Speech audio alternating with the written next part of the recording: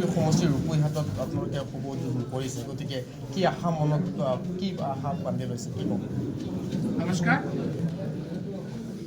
প্ৰথমে মই চামগুৰি সমষ্টিবাসী সকলো ভোটাৰ ৰাইজলৈ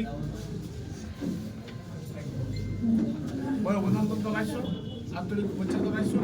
লগতে যিসকল পৰীক্ষাৰ্থী হাইস্কুল শিক্ষান্ত পৰীক্ষাত অৱতীৰ্ণ হৈছে সকলোৰে ভাল ফলাফল কামনা কৰিছোঁ। কামনা কৰি মই শুভেচ্ছা জ্ঞাপন কৰিলোঁ। কথাটো হ'ল, আজি আপোনালোকে অকণমান চাওক, চকু ফুৰাই। আমাৰ চামগুৰি সমষ্টিটো ইণ্টেলেকচুৱেল ভোটাৰেৰে গঠিত এটা নতুন সমষ্টি হ'ল। সদৰৰ পৰা 6টা জিপি কাটি আহিছে, ৰূপৈৰ পৰা 10টা জিপি গৈছে, আবাৰ চামগুৰিৰ পৰা 10টা জিপি 8টা জিপি এই 25টা জিপি লৈ আমাৰ সমষ্টিখন গঠন হৈছে। আপোনালোকে চাওক, ৰূপৈ এটা টাউনশ্বিপ, নলবাৰী এটা টাউনশ্বিপ, দৰিমুখ এটা টাউনশ্বিপ। আমি নগাঁও সদৰৰ পৰা যিখিনি আহিলোঁ এইখিনি আমি নগাঁও টাউনৰ একেবাৰে কাষতে লাগিব। ইয়াত চৰ অঞ্চল অন্তৰ্ভুক্ত হোৱা নাই। আপোনালোকে যদি ছাৰ্ভে কৰে দেখা পাব, গোটেই নগাঁও জিলাখনৰ ভিতৰত আটাইতকৈ শিক্ষিত আৰু উন্নত মানুহ হৈছে চামগুৰি সমষ্টি, আৰু এইটোৱেই আমাৰ ভৰসা। ইয়াৰ ভোটাৰসকল শিক্ষিত, ইণ্টেলেকচুৱেল।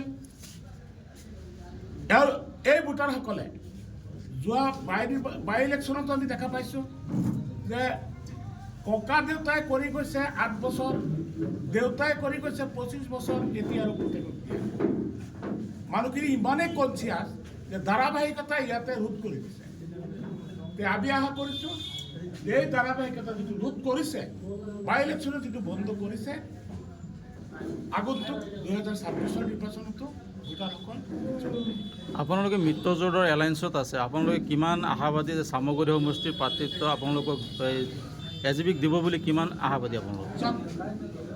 যিহেতু চামগুৰি সমষ্টিত পুৰণা চামগুৰি, পুৰণা ৰূপহী আৰু আমি পুৰণা সদৰৰ মানুহ, নগাঁও সদৰৰ মানুহ।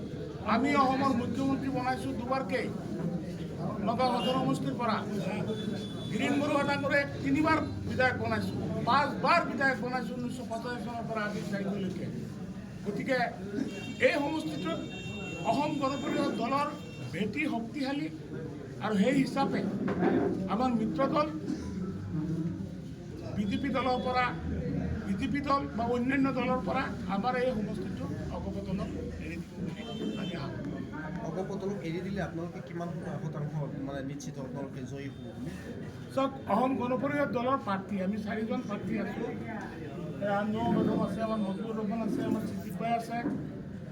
যাকে প্ৰাৰ্থিত্ব দিয়ক, আমি এই কাৰ্যালয়টো মুকলি কৰাৰ আমাৰ উদ্দেশ্য হৈছে এইটো যে এই কাৰ্যালয়টো মুকলি কৰি আমি আমাৰ শক্তি প্ৰদৰ্শন কৰাৰ প্ৰথম ষ্টেপ, প্ৰথমখন খোজ আমি দিম।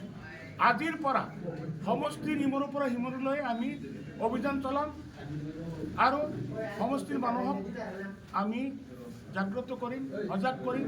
সমষ্টিৰ মানুহবিলাকে নিজে জানে যে এজন হৈছে কালি পৰহিৰ বাচ্চা ল'ৰা, তেওঁ ককা দেউতাই কৰি গৈছে, তেওঁ দেউতাকে কৰি গৈছে, এতিয়া তেওঁক যোৱা নিৰ্বাচনত নাকচ কৰিছে। আৰু এজন হৈছে অসম গণ পৰিষদ দলৰ পৰা খেদা খোৱা নেতা, বিধায়ক।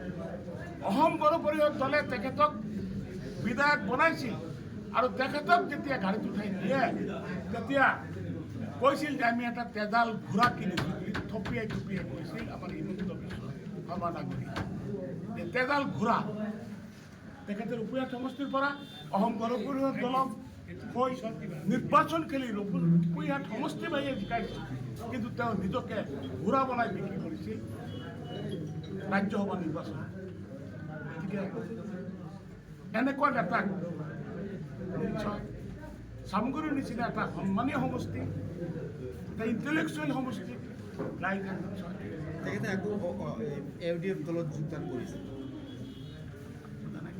LDF দলত যোগদান কৰিছে, যিজন নেতাৰ কথা কৈছে বদৰুদ্দিন আজমল হৈছে এজন ব্যৱসায়িক নেতা।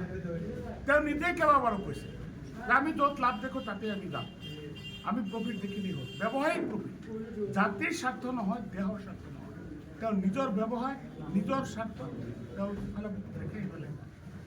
তেওঁক এনেকুৱা এজন মানুহ লাগে যিজন মানুহে বকি থাকিব পাৰে। আৰু আব্দুল আজিজ কৰি আছে এই প্ৰকৃতিৰে মানুহ, তেওঁতো সদায় কথা কোৱাত পাৰ কত, গতিকে সেই হিচাপে তেওঁ দিছে। আৰু তেওঁ যে প্ৰাৰ্থিত্ব পাব এইটো অলপ কঠিন আছে, যিহেতু AIUDF দলৰ চেণ্ট্ৰেল কমিটিৰ সাধাৰণ সম্পাদক হিচাপে ৰূপৈয়াত সমষ্টিত মই প্ৰতিনিধিত্ব কৰি 52,000 ভোট পাইছিলোঁ, অলপ ভোটৰ ব্যৱধানত মই হাৰিছিলোঁ তাৰ লগত। গতিকে মই জানো মৌলানা বদৰুদ্দিন আজমল চাহাবৰ গোটেই কথাখিনি জানো, সেইখিনি টিকেট দিব সেই পৰ্যায়ত গৈ সেইটো মোৰ সন্দেহ। ঠিক আছে।